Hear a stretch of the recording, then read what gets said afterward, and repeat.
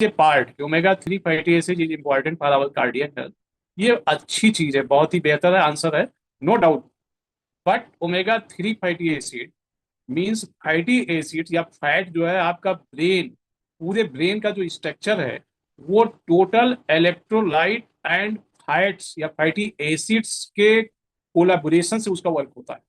पूरा ब्रेन, अगर आप ब्रेन को निकालेंगे तो एक मक्खन की जगह, जस्ट लाइक ए मक्खन की टिकिया वो आपको दिखाई देगा, इतना सॉफ्ट होता है, उसके अंदर फैट भरा होता है और mostly omega 3 fatty acids.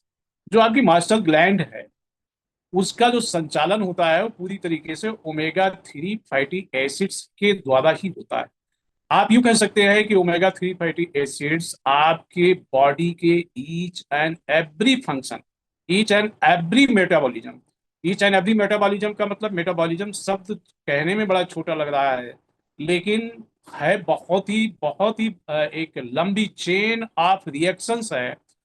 Metabolism सब जहां आता है वहां पर आप जो भी इनटेक कर रहे हैं, प्रोटीन मेटाबॉलिज्म, कार्बोज मेटाबॉलिज्म, आपका fat metabolism, water metabolism, fibre, vitamin, minerals metabolism, जितना भी आप ले रहे हो अपने माउथ से इनगल्प कर रहे हो, अपने पेट में ले जा रहे हो, वो सारी चीजें मेटाबोलाइट हो रही।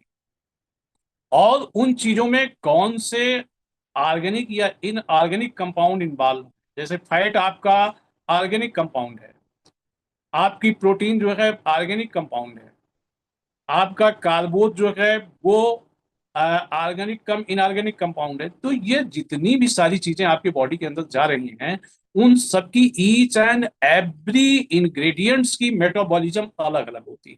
प्रोटीन की मेटाबॉलिक, प्रोटीन को डिग्रेड करने के लिए, उसको टुकड़ों में तोड़ करके एब्जॉर्ब करके लीवर तक ले जाने के लिए पेप्टाइड एंजाइम्स काम करता है। इसी तरह से कार्बोज है, कार्बोज को ब्रेक डाउन करने के लिए आपका दूसरा हार्मोन इस्तेमाल होता है, फैट को ब्रेक डाउन करने के लिए दूसरा हार्मोन काम करता है। इसी तरीके से आपका लैक्टोज है, लैक्टोज को मेटाबोलाइट करने के लिए दूसरा हार्मोन काम करता है।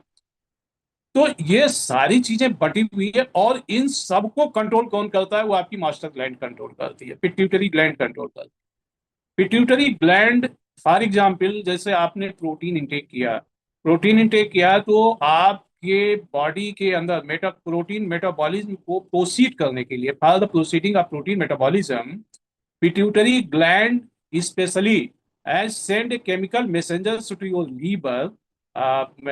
थोड़ा सा मैं पिट्यूटरी ग्लैंड जो है वो एक केमिकल मैसेंजर, एक दूत संदेश वाहक भेजती है केमिकल फॉर्म में लीवर को कि आप जा करके पेप्टाइड एंजाइम सिक्रीट करो, तुरंत भेजो उसको। और लीवर आपका पेप्टाइड एंजाइम जो है वो भेजता है आपके पेट में, और वहां पर वो एंजाइम जा करके जो छोटे छोटे पार्ट में प्रोटीन के पार्टिकल्स टूट चुके हैं उनके ऊपर वो जाकर के लिपटता है, उन पे मिक्सअप होता है, उनको और टाइनी पार्टिकल्स में वो ब्रेक डाउन करता है, छोटे छोटे महीन टुकड़ों में, जो एब्जॉर्ब हो सके ब्लड के अंदर। और वहां पे रिएक्शंस होती है, क्योंकि कोई पार्टिकल या कोई टुकड़ा तो ब्लड में जाएगा नहीं, उसका जो रस बनेगा, जो केमिकल उसका नेचर होगा, प्रोटीन से जो अमाइनो एसिड्स तैयार होगा, break down of protein generates the amino acid, और वो अमाइनो एसिड्स आपके लीवर में जाएगा। तो ये सारा काम जो है वो आपका ओमेगा 3 फैटी एसिड कर रहा है।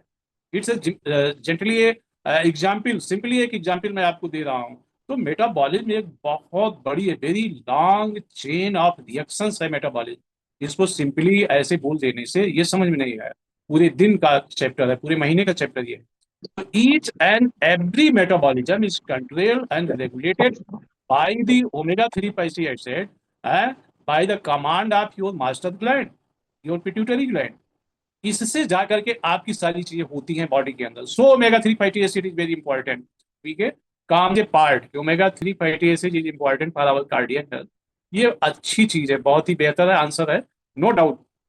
But omega 3 fatty acid means fatty acid या फैट जो है आपका ब्रेन, पूरे ब्रेन का जो स्ट्रक्चर है वो टोटल इलेक्ट्रोलाइट एंड फैट्स या फैटी एसिड्स के कोलाबोरेशन से उसका वर्क होता है। पूरा ब्रेन, अगर आप ब्रेन को निकालेंगे तो एक मक्खन की जगह, जस्ट लाइक ए मक्खन की टिकिया वो आपको दिखाई देगा, इतना सॉफ्ट होता है।